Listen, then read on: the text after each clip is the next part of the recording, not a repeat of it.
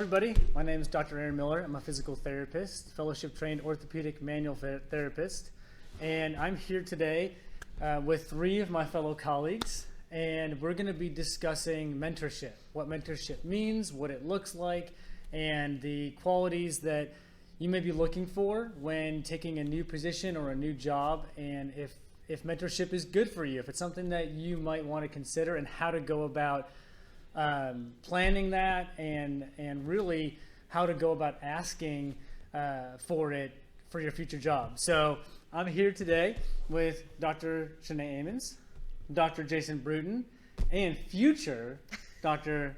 Deb Santoro. Is that right? Mm-hmm. Yep. So we all have our own experiences when it comes to mentorship. So I just kind of want to break out into what that looks like from multiple different settings. I've been practicing for 15 years myself, so my understanding of mentorship, what it meant to me going through that process, is a lot different than some of my other colleagues here. So I think it's important to get that question on the table first. So we'll go kind of in order for you, Shanae. So you coming through PT school and your experience, what were you looking for? What is your idea of mentorship? Well, I'll start with saying I graduated May of 2020, so I've been out for a couple of years now. And one of the things that I acknowledged just graduating from school is that there's still kind of a lapse between clinical setting versus studying for the boards and applying the knowledge that we had in our kind of just our experience with our clinical. So I knew that there's a couple of years. I mean, it's a lot of information really fast. I knew I didn't know everything. So from there, I already knew that there's kind of a gap that I needed to fill as far as my knowledge went. So I knew I needed some mentorship to some degree, which I think was pretty common with our classes. Everyone was like, oh, mentorship. And that's, I think, what we're going to dive into today is what does that actually mean? Because we all want it. We all feel like there's value there. But that was something that I definitely was looking at different job opportunities and stuff when I was starting to get into the work field. So did you find that a lot of positions offered mentorship when you were applying for jobs? There was, to some degree, they'd say, oh, there will be someone who's available. And at the time, I obviously saw that differently than I did now as far as what to look for.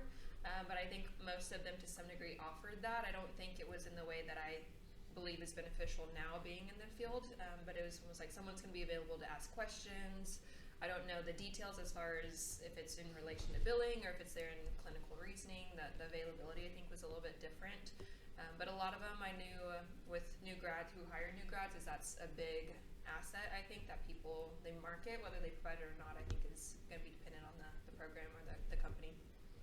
And so did that kind of drive your decision to take a position here versus someplace else? Yes. So one of the driving factors that I saw was at the time there were two fellowship trained manual therapists, and that was one of the driving forces. Hey, they're kind of the top of the top. They have a lot of skill experience, and that was something I knew I wanted to learn, not knowing what kind of mentorship or what kind of preparation that I had. I knew that there would be people who are very well skilled in what they do, and that's what I wanted to be around and to improve my skills as well. So last question for you, Shanae, is through your schooling, did you get any indication of what to ask for as far as mentorship or what that actually meant? Or did you have your own thoughts on what you would want it to look like? Or no idea at all? I mean, I'm just curious. Coming out of school, I don't know if I remember a whole lot about that. They may have talked about it. I just don't know if I knew much other than, hey, this is a valuable thing. Like, you never stop learning was kind of the gist of it, which I do believe. I don't know if they really guided us as far as what it is that you need to look for in that mentorship, which I think could be beneficial. They did talk a little bit as far as the residency fellowship to those who are interested. It wasn't for everyone as part of an organization, bringing in someone to discuss that a little bit. And so as far as that mentorship and guide as far as further education, it was kind of more up to you and your drive, which if you don't know where you're at, I think that's kind of hard to know what you need. Yeah.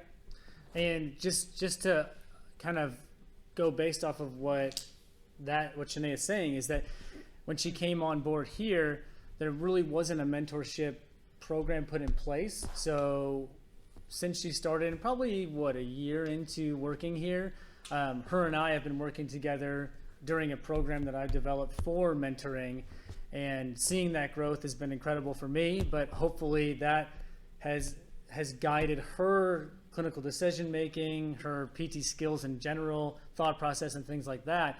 I've seen the growth. Hopefully, she has as well. And there's still a lot more to cover, but I think that having something in that order of mentorship to drive your new hires is really something that I thought there was a gap as well. So she bought into it, and I was on board with it, and it's been nice to see that progress there. So I'd like to think that I'm mentoring her currently, but I think there is other ways you can do it as well. So I'm going to jump over to Deb here because I want to hear about her experience. And if you wouldn't mind, Deb, just give us if you wouldn't mind, just give us your background as far as years of practice, what brought you to this clinic and kind of your story there, and then we'll kind of dive into the mentoring part of that. So if you wouldn't mind. Okay, Please. So I have an unusual story. I graduated and worked for about 4 years before leaving the field to go home and start and raise a family. And due to circumstances, I needed to get back into the field. And I did so just recently. So I've only been at this clinic about 6 months. Prior to that, though, in terms of mentorship, this is where it really caught me. As a new grad, I went in to do pediatrics. And I thought I'd really love it. Knew I didn't have a lot of experience, but they're like, oh, there's therapists around if you have any questions. But there weren't any therapists. I was a traveling PT through the school district. And when school was out, then it was here, go do a home visit. And I wasn't prepared, and I had no one to talk to. And I ended up leaving that job to go to another facility where there were other therapists so that I could have experience and knowledge around me so that when I had a question, I could ask and someone could help me and guide me. So that was my first experience of, oh my goodness, I'm out here all alone and I don't have the training that I need to be successful. Right. I think that's a great point because a lot of us come and we graduate and we think we have these skills, and especially when you're talking pediatric, I mean, you get maybe a 6-week or 12-week rotation potentially, maybe less or if at all, and then you're expected to act as a PT who knows how to develop a plan of care, diagnose, treat, manage patients, manage families, manage coworkers, manage your schedule, your daily life. There's a lot, and I mean, I think in your case it shows that was you needed somebody, and there was no one there to help guide you. So let's fast forward. Now that you're here with us, you're so. I know that getting back into it and doing that, you had a lot of other things that were going on. Was mentorship or having a mentor or having a place that mentors you, was that even something that was considered, or you were just looking for, I just need help assimilating to the culture? It was both, really. Yeah. I needed someone who would kind of take a risk and let me start again, knowing that it had been 20 plus years since I'd been in the field. So I needed that, but on the other hand, I knew that my skills were extremely rusty, and I wanted to be around other therapists who would kind of coach me along, help me along, be a mentor. So I was looking for that word as I was looking for a job, who actually had a program. But again, I don't know I could define what it was. I had in my mind, I wanted not the billing kind of questions like Shanae had mentioned, but I wanted someone on the clinical side who could help with the skills and help me move forward and get back into the field and feel comfortable again. That's great. And I know that we're working, every company has to grow and mold and change to new hires and what that means and where the field is going. And so let me ask you, since being a part of our team here, what are the things that you're noticing that maybe aren't implemented that could change that and guide your direction in a new path? So let's say you're a new clinic who doesn't have any mentoring, where do you feel like, now that you've been practicing here, where do you feel like the needs are for a mentor in your specific case? I find that I have cases that come up that I have a lot of questions about.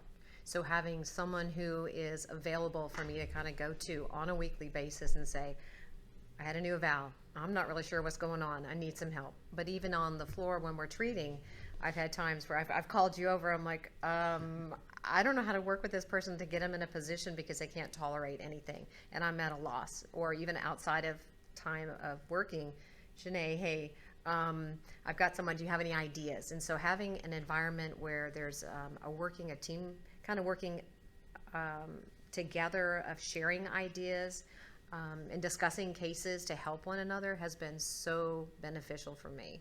And even sitting in on evals. Or watching a treatment, and as you talk through why you're doing what you're doing, it helps me to assimilate that information and then be able to apply it to the cases that I'm seeing. So do you think, that's great. I mean, that's the environment I think we all strive to work in, and it's really hard to find that. And so do you think that there needs to be like set times or set situations that you can actually have meetings with, whether it be the mentor in the clinic or the supervising therapist? Do you feel like they have to be scheduled in order to get that attention, to get that feedback? Or is it just something that we all get busy, we all have busy schedules? It's like, oh, we got a minute here. Well, you may not feel comfortable because Aaron or whoever is you're looking to has a busy schedule, or they need to do notes. Like, is there a little bit of a stressor there for like, ooh, I want to like? Well, there is, between being concerned that another therapist has notes and things they need to do, and knowing that I have notes and things that I need to do with that few extra minutes. I think a scheduled time would be the most beneficial. Otherwise, it can easily get pushed aside and not happen. I mean, we have a great environment here where we work because we like to talk about what's going on. We like to talk about what we're learning or talk about new ideas and implementing things. So I think it's very unique. It was not like this in the outpatient that I last worked at before leaving the field. And that wasn't the reason I left, but it wasn't anything like what we have here. But I still think having a scheduled set aside time where it happens on a weekly basis or a biweekly would be, the most beneficial. Great. Well, thank you for sharing. Yeah, I'll jump in too. I think she kind of hit on it, but I think the thing that makes a difference between like a true mentorship of being available and asking those questions, seeing the thought processes versus just kind of someone who's available to ask questions is the intentionality. So I think it comes down to intention of, do you prioritize that time? Is it valued by you, your mentor, by your facility? Do they support that time? So it might be a little bit of, hey, we got to block off some time to get that. But we see the long-term investment that it's going to have. And so I think it's the intentionality behind it that really establishes true mentorship and the value there. Yeah, and kind of dovetailing off of those two ideas, I think you need to have both. You need to have times where you can potentially meet and talk about cases, but times where like, you can just sit in. I sit in or someone sits in with you to observe, and vice versa. But the issue with that is that it takes a lot of humility as a therapist to be able to accept that or give up your time to somebody else to potentially learn something new, and being okay with staying open-minded about that. And we've had a lot of discussions about how that fits into our clinical setting here, and it's really what makes our team dynamic in that regard. And I think I value that very much because you don't get that everywhere. So let's jump now to Dr. Bruton, because I'm curious. Just give us same type of deal. Give us your kind of background, years of experience, that kind of stuff, and how mentorship kind of played out in your career, because I'm very interested in that. Well, I'm the old man here.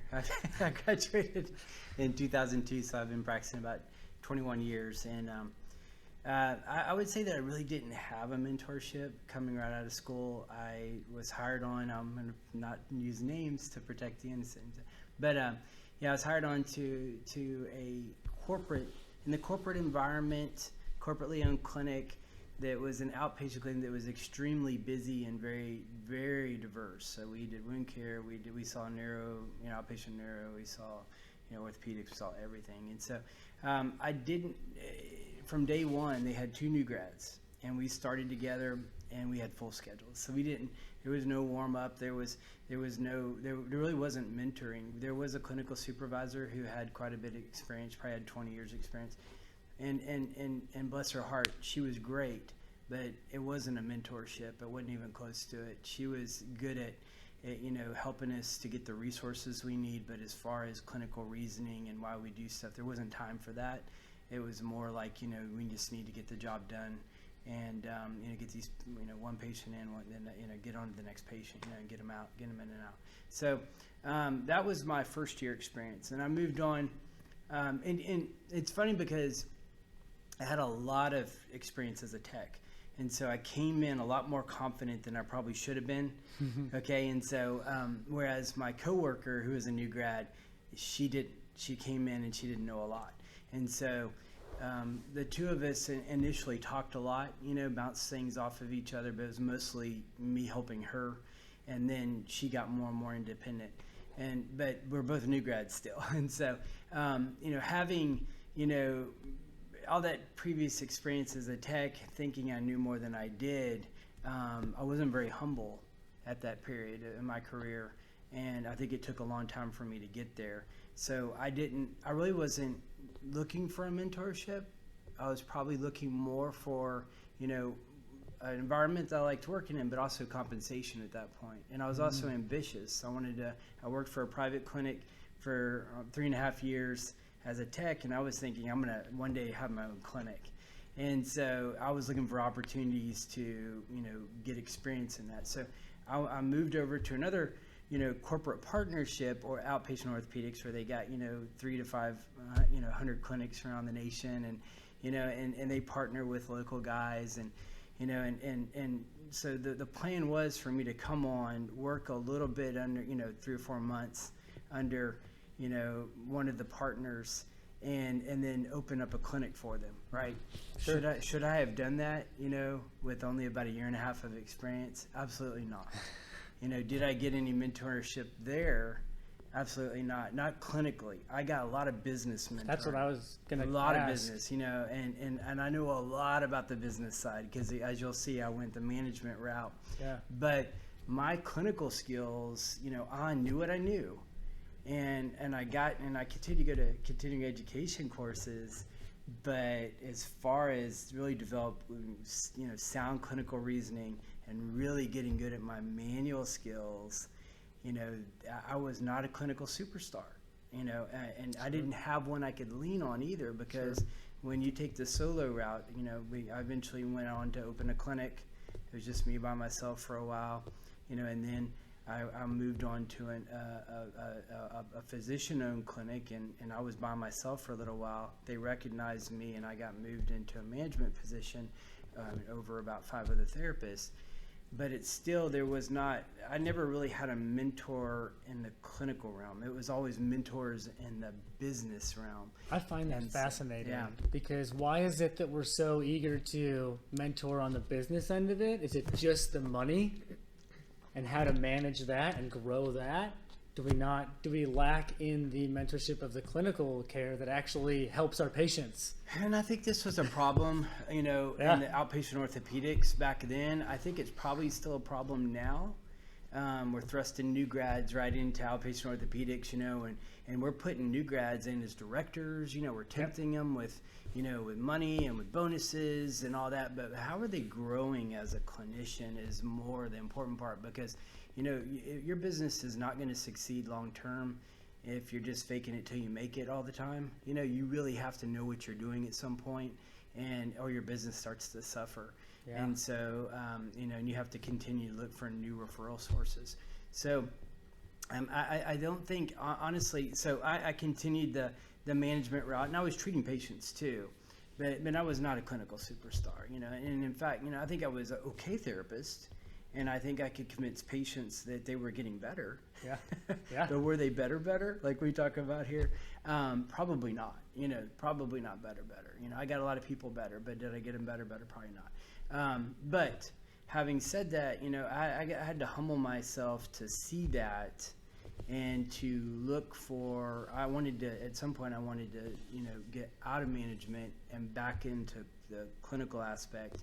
And when I came here, having found Aaron, who's a clinical superstar, and has really put all of his time and efforts into, clinical reasoning, and, and he's fellowship trained, and, his manual skills are just, off the chart, to the point where he's teaching others, manual skills and really furthering the profession. Until I got in that environment, I wasn't growing as a clinician. And so it's really kind of interesting, like, me having a lot more experience in the clinic doesn't translate to being a better therapist. It just has It just translates to more years in the clinic, you know. But those years and that training has to be meaningful, and it has to, you know, have to be value added. And I think a lot of young therapists jump into the outpatient orthopedics environment, but they don't grow.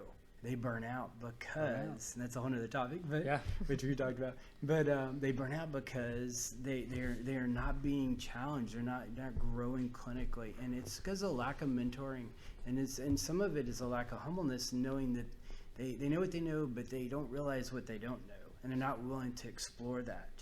And so, you know, coming here with everybody being open-minded, we challenge each other, you know, ask each other, you know, why are you doing that? You know, what you know, what's it, what are you doing? Because I want to know, am I missing out on something? You know, is there something that, you know, Shanae's doing or Deb's doing or Aaron's doing that I'm not doing that I should be doing, you know, and what's the reasoning behind it, you know? It's an opportunity.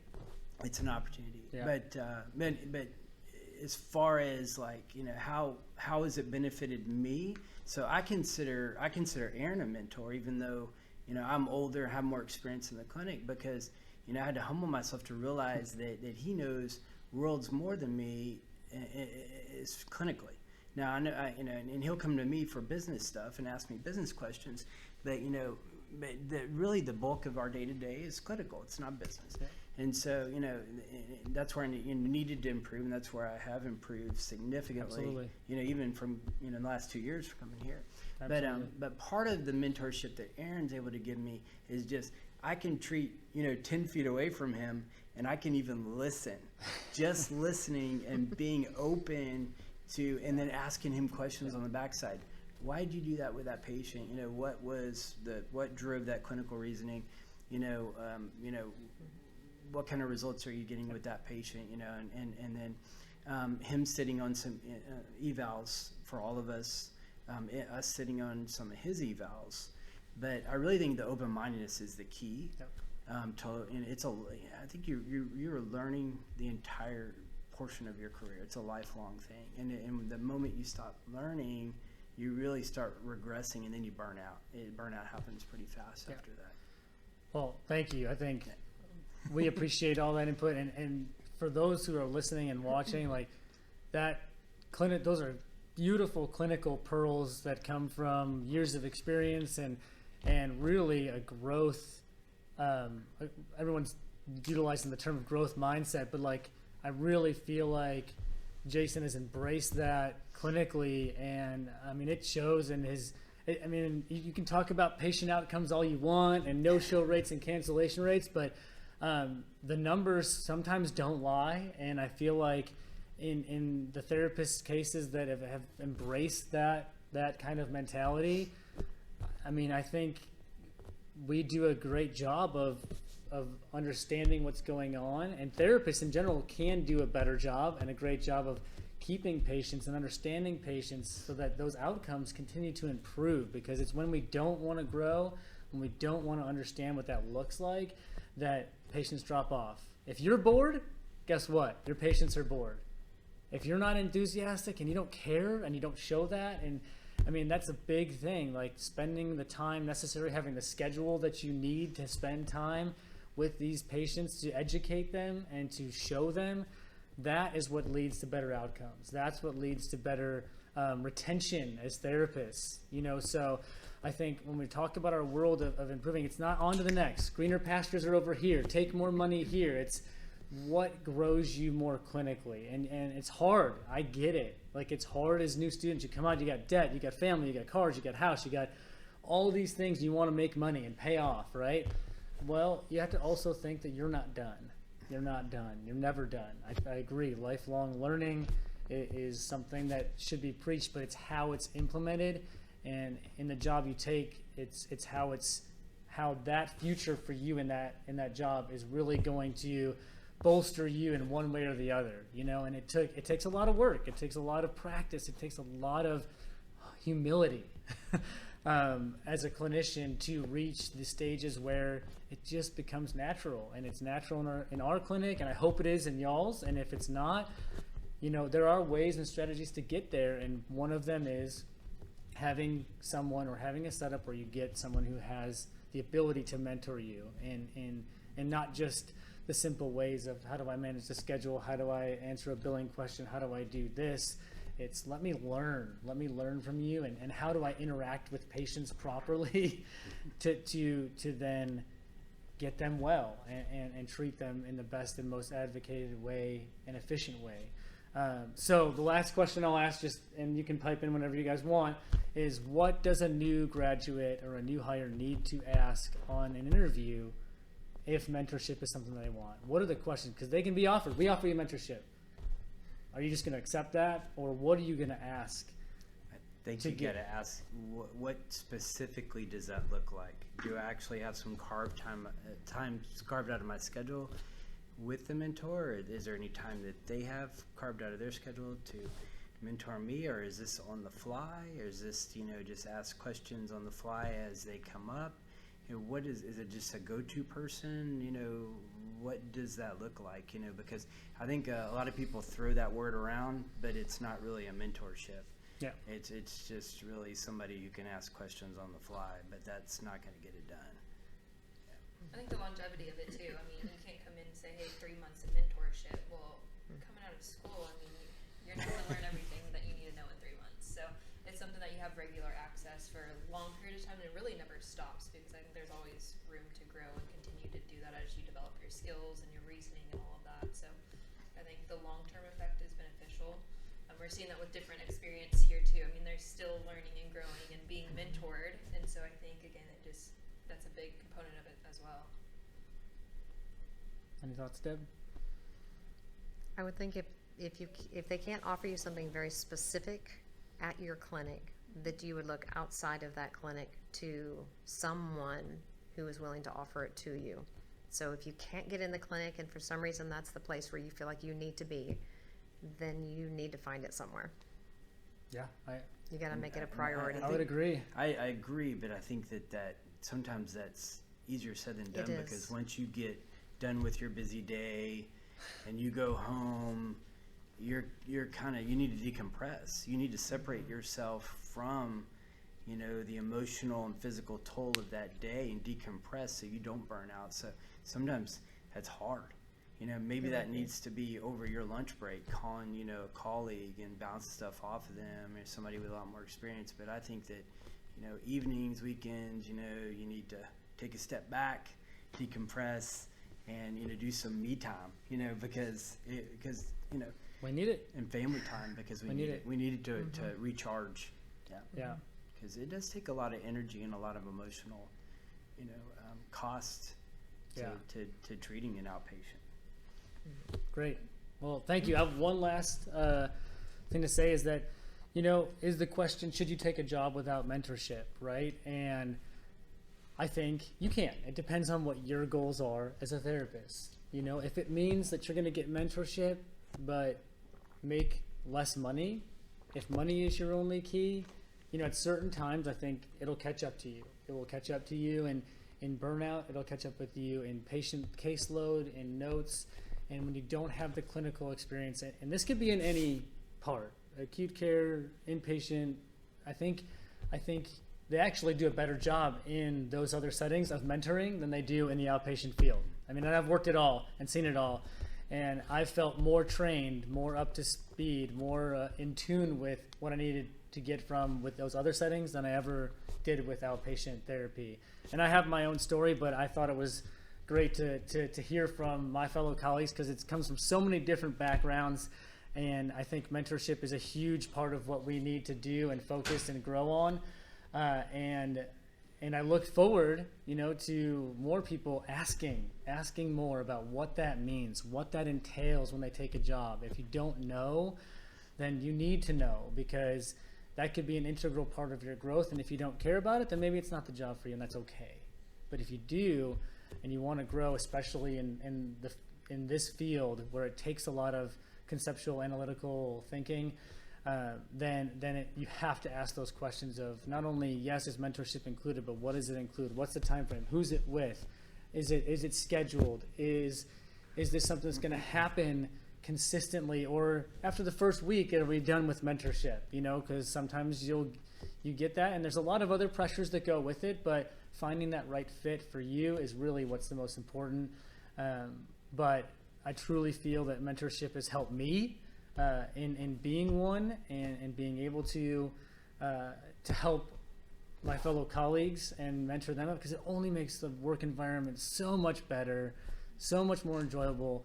I don't complain about work. If you find yourself complaining a lot about it, I think that's a problem. And I think because of the environment that's created with that, you don't hear a lot of that, hopefully, from our clinical staff, and hopefully you won't either. So really keep in mind what that looks like to you.